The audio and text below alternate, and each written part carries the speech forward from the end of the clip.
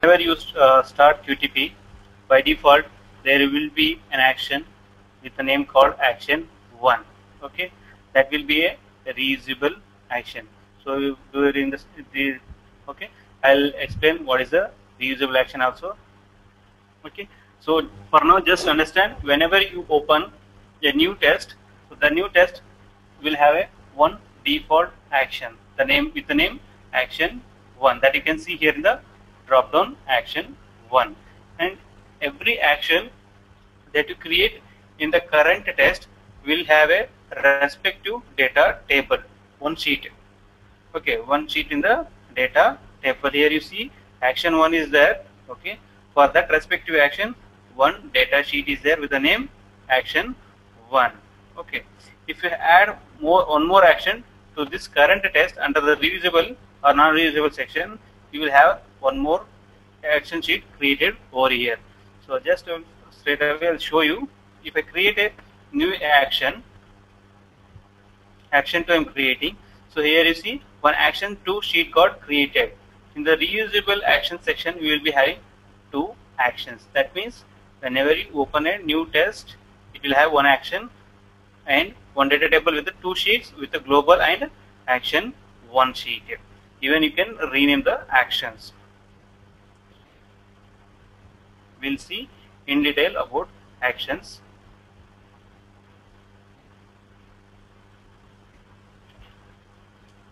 In this today's session, we will be learning about QTP actions, type of QTP actions, and how to call those actions, and how to we pass data to calling actions. Okay, as I told, action is a part of a QTP test. Whenever you launch the QTP, okay, you will have one test. Okay, the default test will be there. That default test will have one default action with the name action 1. An action in a QTP test refers to a set of steps that we run as a group. So in the action, what we are writing over here in the action section, we are writing a line of statements which performs an action. Okay, which performs some functionality. So for that we are writing a script here in the expert view or a keyword view. Okay.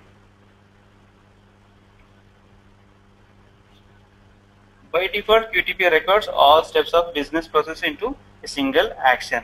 So what it means is, whenever you record an action on any application, now we have one test case. That case, according to the test case, you will be recording your test steps, right? So when you record a test steps on any application, by default, QTP stores everything in a single action only. It will not, while recording, it will not divide anything into multiple actions.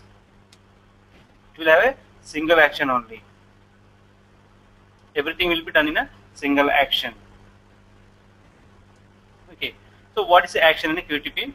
So each test case in a QTP consists of one or more actions, and the flow of test case is determined by the order of the action calls. Okay. Well, first we'll understand this example. Okay. After that we'll understand this statement. So consider this below example. Login into the flight application, booking a flight, or logging out of the application. So here, to log into the flight reservation application, we need to have a login script. Okay, there we need to launch the application, then we need to enter the username, enter the password, and hit the OK button. Okay, these 4 lines will be there in a login script. Again, booking a flight. In the booking a flight section, what you will have? So you will be entering all the details, date you fly from, flight to, and you will be selecting the flight. You will be entering the passenger details, how many tickets you want, okay, in which class you want, economy or business class, and you will be logging out of the application. Okay. This scenario can be scripted by adding 3 actions in a QTP test. Instead of recording all these one scenario, making this entire thing in one scenario, what we can do is we can divide these actions into these performances, these features into 3 actions. Like login is one action, okay, booking a flight is one action, and logging out of the flight reservation is one action. So what is the use of making those independent scripts for each login and booking and logging out of the application. What is the use? Why we are not making only one action to complete this cycle itself? Why we are using this is, now you have a one scenario that is booking a flight ticket, but in the next you will be having another test case where you need to fax the ticket or open the order, or you need to print the ticket for the ticket booked, or a customer has come and he gave you his order number, he asks you to print, give you the printout of the ticket. Then that depends upon the test case. You will be designing the scripts where in the test cases you will be having hundreds of test cases with you. In those hundreds of test cases, you will be looking for generic scripts, common scripts which are applicable for all the test cases. For those common scripts, what you will do for those common test steps, now you will create one common script, and that common script will be kept aside, okay, as a separate test, and you will be calling that test whenever it is required. Okay. So if you are not clear, you can ping me and ask me on that. So why we are creating this one is to call to keep the same common steps, common test case steps as a generic script, and making use of those in whenever it is required. Okay. For example,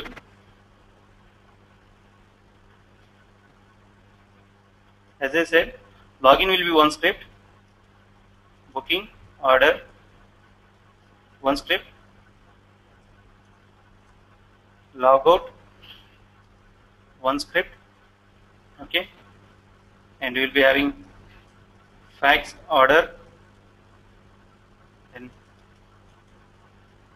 print ticket, okay, and so you will be having many more scenario scripts, okay. But what is the scenario you need to check, right? So now these are the scripts which are available with me. So now I have a test case. Test scenario says that book a ticket, right? Then, so to book a ticket, what are the scripts I need to call? I need to call login script, then I need to call booking order script, then I need to call logout. If it is required, I can call it, and okay, if it is required, I will call it, else I'll leave it aside. Then again, another scenario is book a ticket and order it and fax it. Okay, this is another test scenario. In this, what is the steps? First, I need to call the login, then book the order, okay, then fax the order, then log out. Just now you will be having another script, print. Now it will say this, book a ticket and print it. This is a scenario. So for this scenario, what are the steps we need to perform?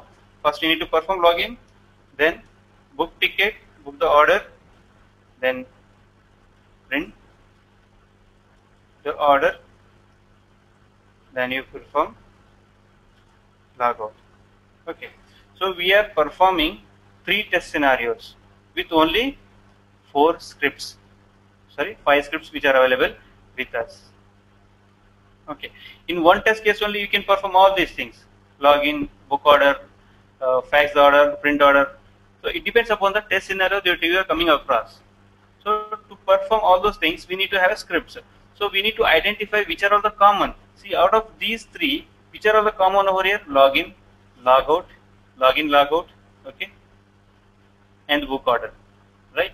So we are making these as a common scripts, and we are keeping it, we are making it as a separate action, okay, which will be having the steps to perform that action, and we are keeping it as a separate test, and we are calling those whenever it is required to be performed. Okay. So there are different type of actions are available based on the usability and based on the actions. Usability means reusable action and non-reusable action. Based on the stored action means external action and internal action. We'll see the first. We'll go through based on usability action.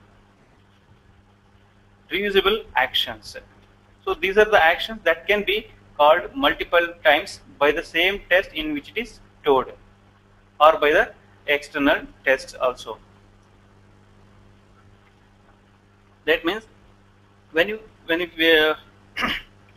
we create a test, now by default it will be a reusable action only. When you save it and you save it in a hard disk, in a hard drive, you open a new test and you can call that action. Okay, the test already which you saved in your hard disk, if it is a reusable one, you can call it in your current test also. That means the reusable actions can be called multiple times in the same test in the sense where you are creating the test scenario, or else that can be called outside also from the external test. So I will show that one with an example.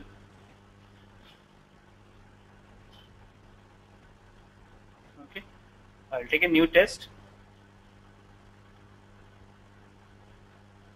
Okay, this is my new test. I don't have anything here in the test now. Okay, now if I want to call any test which is already created, how do I call? Okay, to call that one, we need to know that what is that action, what is the type of that action. That action is a reusable action or a non-reusable action. If it is a non-reusable action, you can't call it. If it is a reusable action, then only you will be able to call it. How to call the reusable action is, right click on the pen, okay, select the action. There you will have a call to copy of action, insert call to copy, insert call to existing. Okay, so first I will take the insert call to call. I will explain these two also. Insert call to existing. Okay, once I click on that, you will be taken to the select action window, wherein you will be browsing the test which you created earlier. Okay, so I click on the browse button. So yesterday already we created one script, right? So I am calling that. Okay, I am selecting that script. Okay, book ticket. I'm clicking the OK button. You will be given some warning message. So what happens if you call that one? Okay, and you can see that book ticket has got only one action with the name action 1 only. Again, that is also a reusable action. If that was a non-reusable action, it wouldn't have been copied. It wouldn't have been called here. Okay, now I will click on OK button. Here you see the script which was developed in the book order ticket got displayed over here. Okay, now here you see in the menu reusable action, action 1. Okay, I didn't have anything in the action 1. So this script got generated because of our calling action. Okay, I called the action. Now the statement says that run action 1 from the book ticket test. Okay, we called the book ticket test, right? In that test, we are called the action 1. So what it does is it runs this action. Okay, run action 1 from this test for one time. That is one iteration. When this line invokes, when this line is being invoked, the script automatically jumps to this one external action section. Okay, then it will start to execute this one. Okay, automatically everything on its own, the action will take care of its everything. It will take the repository also, where to the test now we associated one repository, or it will might be having the local repository also. Everything will be copied to the current test. Okay, so if the test which you saved earlier, if it is that reusable action, then only you will be able to call the action. That is what it is meaning over here. These are the actions that can be called multiple times by the same test in which it is stored and by the other external tests also. Okay, and non-reusable actions. These are the actions that can be called only once and that too in the test where they are stored. Okay, these can't be called from the external test. Non-reusable actions can't be called outside. Any outside externally, these can't be called. It can be called internally to the internal test only. It can't be called outside of the test. Okay, external actions with reference to the QTP test cases. An external action is the one that is stored in the some other test case, as I explained you earlier, right? So we opened one test, new test, and from that new test we are calling the book ticket test. In that test we have only one action. So if the book ticket has got multiple actions, action 1, action 2, action 3, from that also you can select particular test which is required for you also. It is not like that. If you select the book ticket test, it will copy all the actions which is available in it. It's not like that. If you can select the desired action from that test only. Okay. External actions should be reusable, otherwise it can't be used outside the test case. Okay. Now how we will see non-reusable action. How to make a non-reusable action. Okay, now I hope you understood what is the reusable action and non-reusable actions. Definition wise, reusable actions are those which can be accessed in the same test multiple times, and it can be accessed outside, okay, external, from the external test also. Now I'll take a new test and I will show you how to create a reuse. By default, when you record an action on any application, it will be in a reusable mode only. Okay, I will say automation record settings.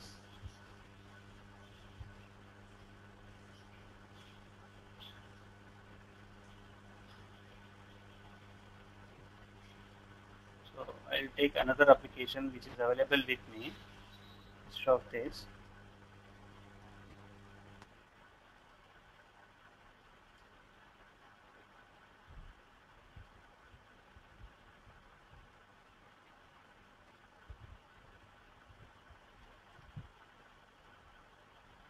Click on a record button.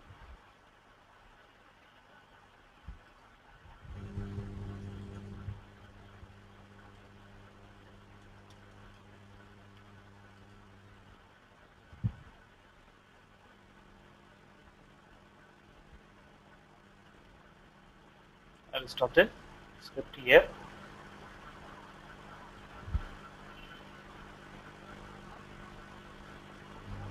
This is unnecessary script over here, it got generated.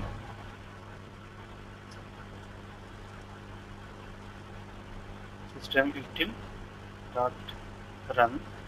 Here I am going to launch Explore. So I will give the path of the application, URL, that is. Okay. Now here you see this action is available under the reusable action. To make this as a non-reusable action, how to make it is, right click on the pane, okay, select the actions, go to the action properties, okay, there here you see reusable action checkbox. If you uncheck, then it will become a non-reusable action. So once you make an action as a non-reusable action, so you will be come across one warning message. What it means is that changing this action from reusable to non-reusable action will prevent the users from calling this action from the other test. So what it means that if you make this action as a non-reusable action, if someone wants to make use of this action, no, that time it won't be available for him to access. Okay. And again, one more warning message is tests that currently contains calls to this action may fail. What it is saying here is, if this action has been already called by someone else, if this action has been called by someone else, then that test may fail because it has been changed to the non-reusable action. Okay. First we'll go ahead with the reusable action and I'll show you how to, you got it right, how to change the action settings, action properties, then uncheck the reusable action checkbox to make it as a non-reusable action. I'll save this.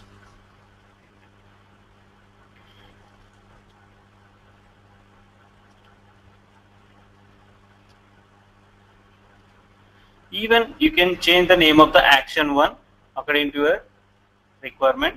Go to the action properties. Then here in this action one now, here you can change it. Login. Okay.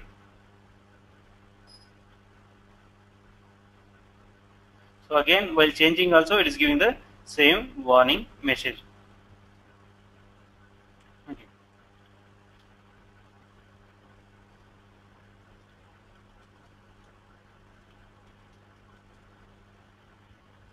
Now I'll take another test.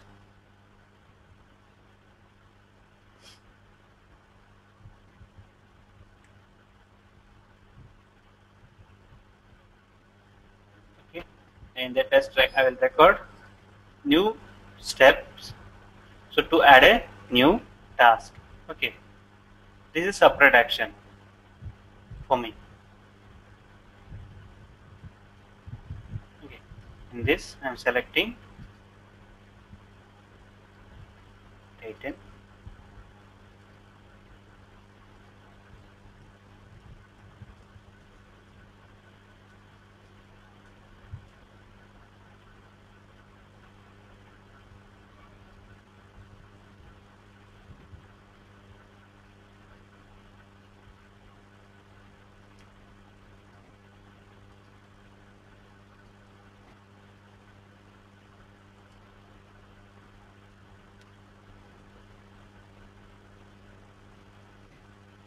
Okay. Now here we got confirmation message also. One new task was added to the customer. Okay. Now I can add the text checkpoint for this one. Okay. I can add the text checkpoint for that one. So here you see one new task was added to the customer. So now you'll come to know where the checkpoint is useful. So that's a confirmation message that the new task got added to the project. So that way also, to verify that thing, we can add a checkpoint.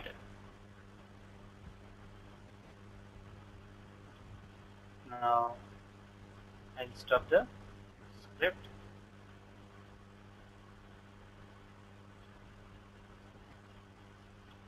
Yeah, I'll modify the value, input value.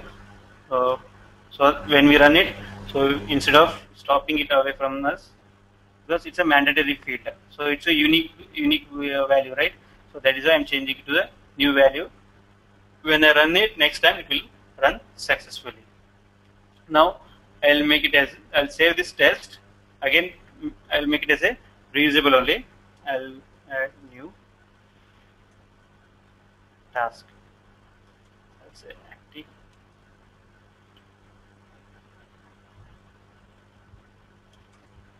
I saved it as an active task, and I'll rename the action name as a add new task. Okay. Now again I will take another test. I'll record the actions to log out of the application. Okay. Stop the script. Again, I'll keep it as a reusable action only. I'll save the test.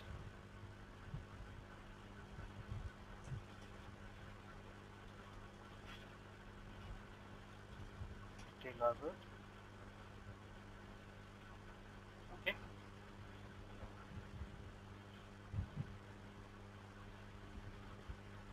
Here I'll rename the action to log out. Okay, if you want, you can give the description also for the action. Right.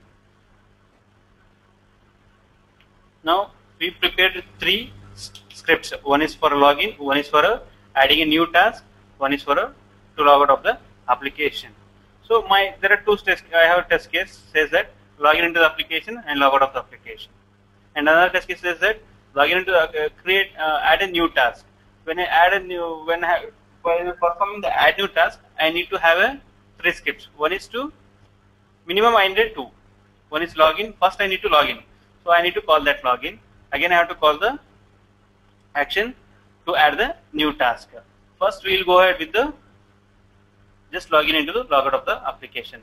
So to call those actions, already we have the scripts ready with us. So how do we call? So how do we call is there are two ways of calling the actions. Right click and go to this, call to copy of action and insert to call to existing action. Okay, call to existing action, call to copy action. First we will understand what is call to existing action. Call to existing, what it does is it takes the entire thing, whatever it is there in the external test. Okay, and when you call that test into the current test now, so it will not allow you to modify the script. The script once which has been called as a existing action, the script cannot be modified at all.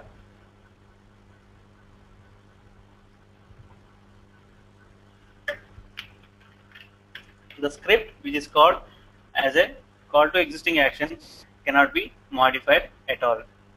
Okay, I will show you now. First I will call login. First we are going with the call to existing. Okay, click on that one. Again, browse the step, the test which you are intended to call. First we are planning to call login. Okay, again you will have this warning message. In that we have a one action called login. Okay, so since it was a reusable action, we were able to call it. Okay, now let's click on OK button. See, this is the external action. Here you can see this is the external action. On the right hand in the resource tab, you can see it is coming and residing under external action section. Okay, because the action which you called is external to the current action. Current action is nothing but a internal action. Okay, the current action is nothing but a internal action. From the internal action, we are calling one external action. So that is where the called action, which is the action which we call, is sitting under external action. Okay, once it is being called, we do not have the privileges to modify anything over here. It is not allowing me to delete or edit anything. Okay, even I am not able to type it. Okay, it is completely in a read-only mode. That means the action, whenever you call an action as an existing action, okay, call to an existing action, then you can't modify the script which you called. If you want to modify that script, it need to be modified in the original script only. If you modify anything there in the original script, again the same thing will get reflected here in the called action. Okay,